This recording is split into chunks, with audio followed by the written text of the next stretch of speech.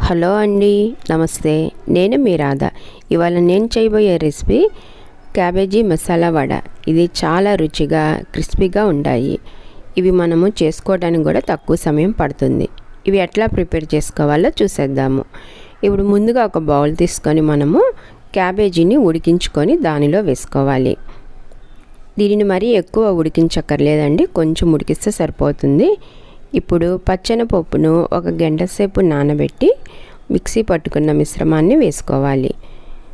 ఇప్పుడు సన్నగా తరిగిన ఉల్లిపాయ ముక్కలు, సన్నగా తరిగిన పచ్చిమిర్చి, కొంచెం కొత్తిమీర, పొడి మసాలా, అల్లం వెల్లుల్లి పేస్ట్. ఇది మరీ మెత్తగా వేసుకోక్కర్లేదండి, కొంచెం కచ్చా పచ్చాగా వేసుకుంటే సరిపోతుంది. కొద్దిగా కరివేపాకు, ధనియా పౌడర్. దీనిలో ఇప్పుడు మనము రుచికి సరిపడినంత సాల్ట్ వేసుకోవాలి.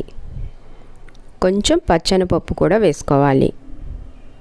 ఎందుకంటే మనము ఈ క్యాబేజీ మసాలా వడ తినేటప్పుడు ఈ పచ్చెనపప్పు నోటికి తగులుతా క్రిస్పీగా చాలా రుచిగా ఉంటాయి. ఇట్లాగా ఇవన్నీ వేసుకున్న తర్వాత వీటిని ఒకసారి బాగా మిక్స్ చేసుకోవాలి. ఇట్లాగా బాగా మిక్స్ చేసుకున్న తర్వాత ఇప్పుడు కొంచెం దీనిలో మనము కార్న్ఫ్లోర్ యాడ్ చేసుకోవాలి, లేదా బియ్య పిండి కూడా వేసుకోవచ్చు. ఇట్లాగా కార్న్ఫ్లోర్ వేసుకున్న తర్వాత దీనిని మరలా ఒకసారి బాగా కలుపుకొని మనము దీనిని చేతిలోకి కొంచెం ఉండలుగా తీసుకుంటూ ఈ విధంగా మనము ప్రెస్ చేసుకోవాలి. ఇట్లాగనే మనము మిగిలినవి కూడా ప్రిపేర్ చేసుకోవాలి. ఇప్పుడు మనము స్టవ్ వెలిగించి బాండి పెట్టి డీప్ ఫ్రైకి సరిపడా ఆయిల్ వేసుకోవాలి. ఆయిల్ కొంచెం హీట్ అయిన తర్వాత ముందుగా మనం ప్రిపేర్ చేసుకున్న ఈ క్యాబేజీ మసాలా వడను మనము వేయించుకోవాలి. మంట హైలో పెట్టకుండా మీడియంలో పెట్టుకొని వీటిని రెండు పక్కల కొంచెం గోల్డెన్ కలర్ వచ్చే వరకు ఉంచుకోవాలి. ఇవి మరీ ఎక్కువగా వేగితే రుచిగా ఉండవు కాబట్టి కొంచెం గోల్డెన్ కలర్ వచ్చేసినాక తీసేసుకోవాలి. ఈ విధంగానే మనము మిగిలిన క్యాబేజీ మసాలా వడ అన్నిటిని కూడా ప్రిపేర్ చేసుకోవాలి. చాలామంది క్యాబేజీ తినడానికి ఇష్టపడరు.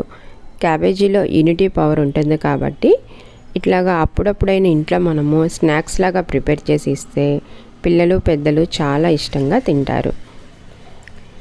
ఇప్పుడు ఎంతో రుచిగా క్రిస్పీగా ఉండే cabbage masala vada ready.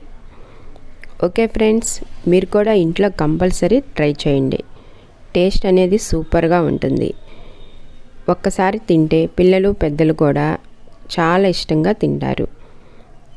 Okay friends, ఈ వీడియో కనుక మీకు నచ్చినట్లయితే లైక్ చేయండి, షేర్ చేయండి, సబ్స్క్రైబ్ చేయండి.